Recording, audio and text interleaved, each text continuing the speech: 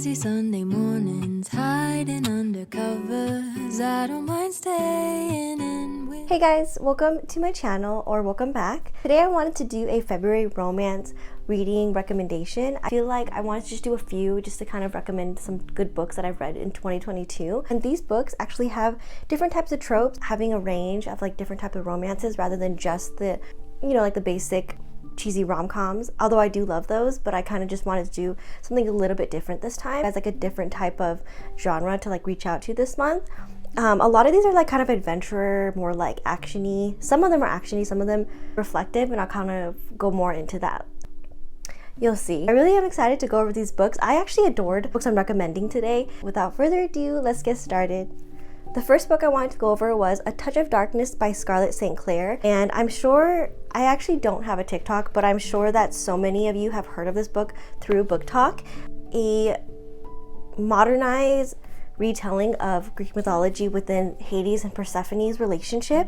I really like this book, so I'm just gonna say a few things. I feel like this was one of the series where, of course, I read all the other ones, and I think her other one's coming out in April. Okay, how about I just explain the book first? Okay, so I'm gonna go into this book and kind of explain it. So this is pretty much a modernized retelling of Hades and Persephone's love story. If you kind of Google or kind of do like a brief, this is what I did because I went on like a Google Greek mythology rampage after reading this. I was like wondering how accurate some of this was. Although this is more of like a modernized, gossipy kind of drama type of retelling, and some of it is pretty accurate. And this world building kind of takes place within Olympia as well as underworld, of course, and it's like the modern world. So within like, as if, I think it's in New York City, but the gods and goddesses of Olympia, they're pretty much living within that world. They're kind of seen as like, it's like a political type of separation. So of course there's like the gods and the goddesses within their powers, and then there's people who admire them. It's almost like they're celebrities. But then you're gonna have those people that kind of see this as like a major conflict, and they kind of butt heads with the power that they have in comparison to mortals. And it kind of goes more into that within the book. I kind of don't want to go into that just because it kind of becomes a big part within the book, but it also has like a lot of world building. So this is pretty much about Persephone, and if you don't know, Persephone is the goddess of spring. Her mom is Demeter, which is, I believe she's the harvest goddess. I gotta get that straight. She's the harvest goddess, and Persephone is the goddess of spring. You'll kind of look into their relationship between her and Demeter, and they do have like a really toxic mother-daughter relationship, which becomes a huge part within this book. Keep that in mind. And there's like so much I want to say about this book, but then I can never find the words. So Persephone isn't the greatest when it comes to her powers. She lives in the modernized world and she loves it. She wanted to hide amongst the modernized world, while Demeter kind of let her have that leverage, but under conditions. And so she tries to be a journalist, is attending academia school. She's attending college, I'll pretty much say. But the thing is, because she's been so much into the modernized world, she hasn't been able to gather the strength for her powers, and she's not able to create life and keep flowers alive. So her one weakness is that she tends to kill these flowers, and she ends up, long story short, meeting Hades. Hades is pretty much within the modernized world. He still does what he does. And this book, I really do love how they explain the underworld. It seems so interesting, and the parts where it goes into like the garden and it talks about like the different areas of his world, I just found it so beautiful. There were some parts, of course, where it's just, you know, it's the underworld. Whenever I'm thinking about her mom, for some reason, I think of, I don't know if you guys have seen The Stepmother. I don't know her name, but she reminds me of her for some reason. I just imagine her looking like her. Anyways. So pretty much Hades, also ruling the underworld, pretty much makes like deals and plays these games of cards within the mortals, and they kind of do bets with Hades, and that's kind of how Persephone and Hades meet. They end up doing some type of bet or a deal, and he ends up just teaching her how to like control her powers and bringing her semi into the underworld so she can witness that. I don't want to go too much in depth with it because there's a lot to kind of explain, and I don't want to like spoil it for anybody. The underworld is rumored within the modernized world as this like type of place, so people will gamble their lives, other people's lives, different deals with Hades in order to get what they want. I just feel like it kind of highlights like a lot of different topics that I found really interesting, such as the things we'll do in terms of sacrifice, the things we'll do in terms of trying to correct and fix what we need to fix. I gotta stop swinging this book around. As you start to progress within the story, you can see that she gains a lot of attraction, and she kind of has the attraction like right off the bat, just like with Hades to Persephone. But you kind of mistrust Hades a little bit just because he is the king of the underworld. So of course you're not going to be like, oh, you're such a good guy. Such a good guy. This book kind of highlights Hades in a different perspective, where I actually have grown to have so much more respect for Hades, because you would think of him as like this like terrible bad guy who's just evil and rotten. Kind of see what he does in order to bargain with the humans and with even gods and goddesses. He does what he can in order to control the terrible people of life, and it's just the way that it kind of portrayed that. I really like that within the story.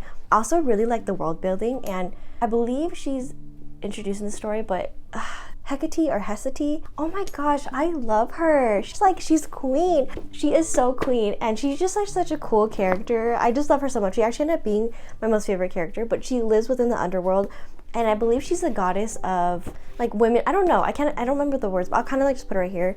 But she pretty much, her relationship with Persephone I just found really sweet, and I love that. I love when there's like friendship within girls amongst the books and women empowerment. Yes, queen, we stand for that. I love her relationship with Persephone. I loved their interaction, their dialogue, and how she kind of helps her when it comes to Hades' relationship. And going into this, you kind of understand too why she might have like mistrust when it comes to Hades, but then you see the side of him being so protective.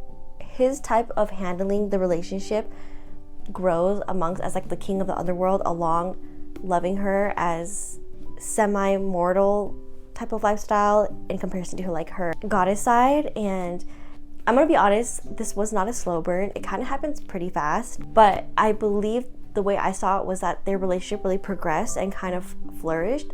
I did read all three of these. I'm gonna be honest, the first one I liked the most, but anyways, I personally found it really interesting, so I see why this book got a lot of hype. Look at this cover, it's so pretty. I don't know if you guys can see.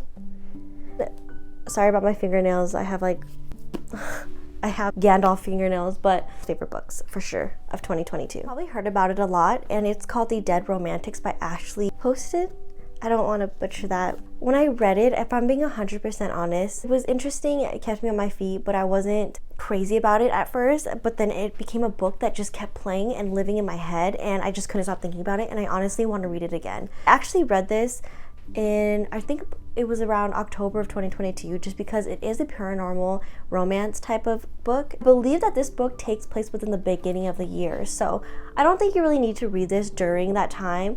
But I feel like this is a book you can definitely read in February. It was a really good read. This story is about Florence and Ben, and Florence is a ghostwriter for a really, really big, I believe she's a romance author. She kind of has like a writer's block, so she believes romance is dead and she just can't get out of that slump. So she asked her editor, and you can already tell that he is someone that she finds attractive, and pretty much asks for an extension, which he says no. And at the same time, her father passes away, and she has to go back home to a home that she just tried to avoid going back to because of certain particular reasons.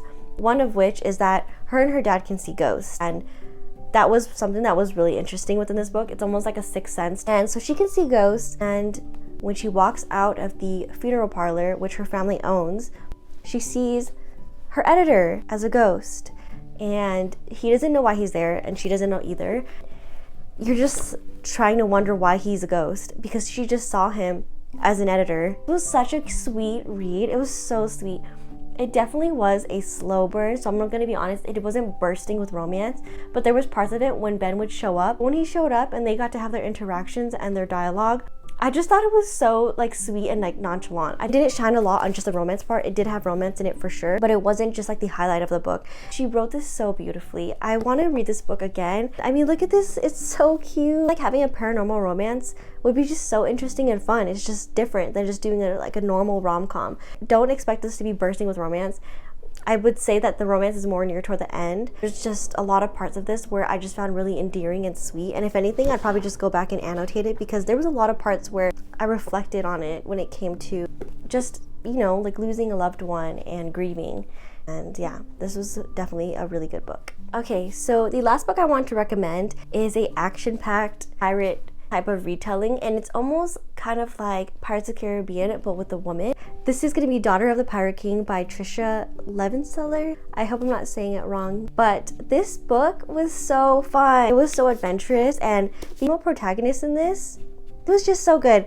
So this is pretty much about a female pirate named Melosa, and the romance in this is definitely a slow burn. It's an enemy to lovers trope. A lot of it kind of takes place on the ocean on their boat, and she's just so like, they made her character really so like stealthy. She goes on a secret mission to sneak on this boat, and she is the daughter of the Pirate King, and he pretty much rules all the pirates, and her thing is to secretly sneak on this ship and search for this particular map. A lot of it does take place on the ocean on a boat, and it's just really good. It was just so action-packed. I'm not crazy about a lot of action scenes. Of course I do like them, but sometimes I tend to get lost because I can't picture what they're trying to portray. But this one had a lot of action-packed scenes, and it wasn't where it was too much. This was such an easy, light read, so if you're kind of looking for something really quick and really fast, I finished this within like 2 days. It's just such an easy book to get through. Again, I really liked it because the world building, slow burn,